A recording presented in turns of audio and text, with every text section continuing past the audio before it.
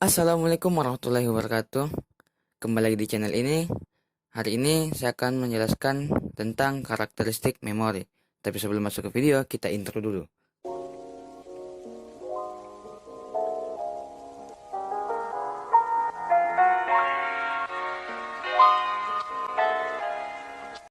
Nah, sebelum masuk video, jangan lupa untuk subscribe, like, komen, dan share. Karena dukungan kalian akan membuat channel ini akan terus berkembang dan bermanfaat bagi banyak orang.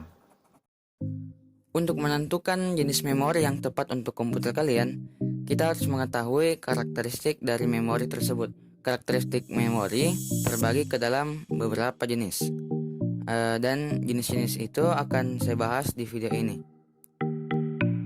Pertama, lihat dari posisi. Dilihat dari posisi, memori terbagi tiga, yaitu memori yang terletak di dalam CPU seperti register dan cache L1. Dua, memori internal seperti atau memori yang terletak di dalam motherboard seperti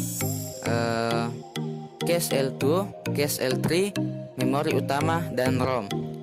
Yang ketiga, memori di luar memori eksternal atau memori di luar motherboard seperti hard disk, floppy disk, dan lain-lain. Dua, dilihat dari kapasitas. Kapasitas memori adalah kemampuan memori dalam melakukan penyimpanan data dalam ukuran bit, byte, kilobyte, megabyte, dan gigabyte. Nah, kemampuan memori dalam melakukan penyimpanan data bergantung pada sel. Apa itu sel? Sel adalah perpaduan antara transistor dan kapasitor dalam bentuk chip. Nah, di samping ini saya akan menampilkan tabel ukuran memori. Nah, di sini kita bisa lihat 1 bit sama dengan 1 digit biner antara 0 atau 1. Nah, yang kedua ada byte. Byte terdiri dari 8 bit.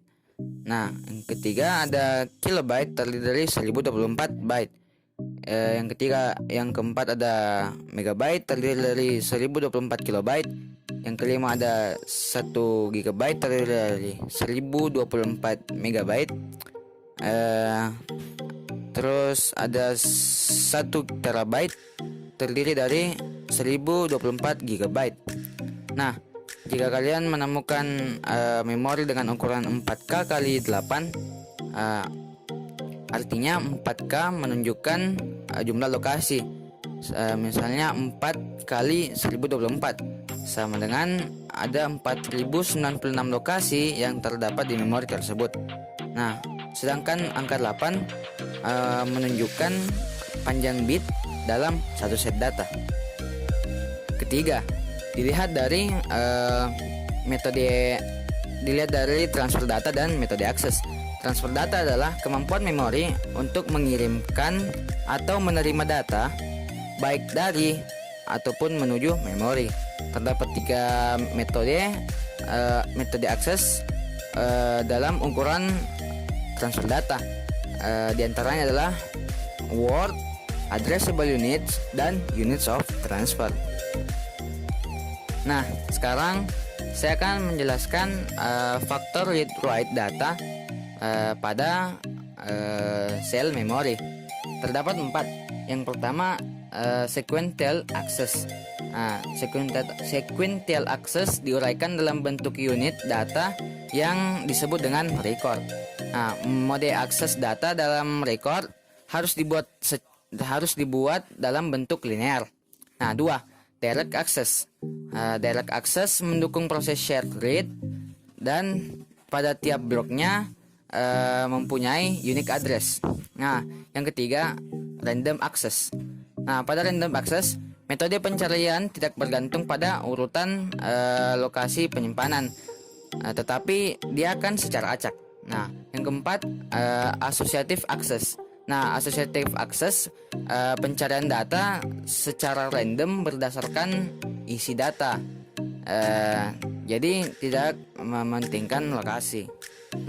Sekarang kinerja dan tipe fisik memori. Terdapat 3, yaitu access time, memory cycle, time dan transfer rate. Nah, apa itu access time? Access time adalah waktu yang diperlukan memori untuk melakukan operasi baca tulis. Nah, yang kedua, memory time. Memory cycle time adalah hasil penjumlahan access time dengan waktu yang dibutuhkan oleh transient untuk agar hilang pada saluran sinyal. Nah, yang ketiga, transfer rate. Apa itu transfer rate? Transfer rate adalah kecepatan transmisi data menuju memori. Terdapat dua jenis transfer rate. Yang pertama, memori jenis RAM dengan kecepatan 1 per cycle time. Dan yang kedua, memori berjenis non RAM. Pada memori ini terdapat rumus Tn sama dengan Ta tambah N per R. Nah, tadi kita sudah membahas faktor read and write dan kinerja dan tipe fisik memori. Sekarang kita akan membahas memori berdasarkan bentuk fisiknya. Memori berdasarkan bentuk fisiknya terbagi dua. Yang pertama, memori semikonduktor menggunakan LSI atau large scale integration atau VLSI, very large scale integration, dengan ribuan chip dipadatkan di suatu sel tertentu. Nah, yang kedua, memori permukaan magnetik. Data yang disimpan di dalamnya disimpan di suatu pola magnet tertentu.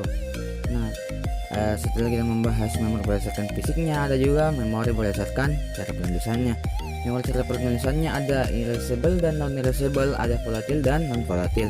Erasable adalah memori dapat dihapus data yang ada di dalamnya. Kalau non erasable, data yang ada di dalamnya tidak dapat dihapus kecuali menghancurkan unit-unit penyimpanannya. Nah, sedangkan volatil memori dapat melakukan penyimpanan data apabila diberi listrik, seperti RAM atau random access memory. Sedangkan non volatil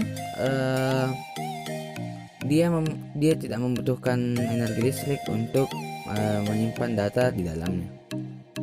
Contohnya seperti ROM. Nah, sekarang yang terakhir yang akan saya jelaskan di video ini adalah hierarki memori. Di video saya akan tampilkan juga hierarki memori. Hierarki memori terdiri dari onboard memory paling atas, terus outboard memory di tengah-tengah, dan offline storage yang paling bawah. Semakin naik hierarki memori, maka memori akan semakin mahal, akan semakin dekat dengan prosesor, akan semakin cepat waktu aksesnya, dan akan semakin kecil kapasitasnya. Nah, mungkin sekian dari video penjelasan tentang karakteristik memori kali ini. Semoga video ini bermanfaat buat kalian yang menonton, dan terima kasih telah menonton. Sekian dan goodbye.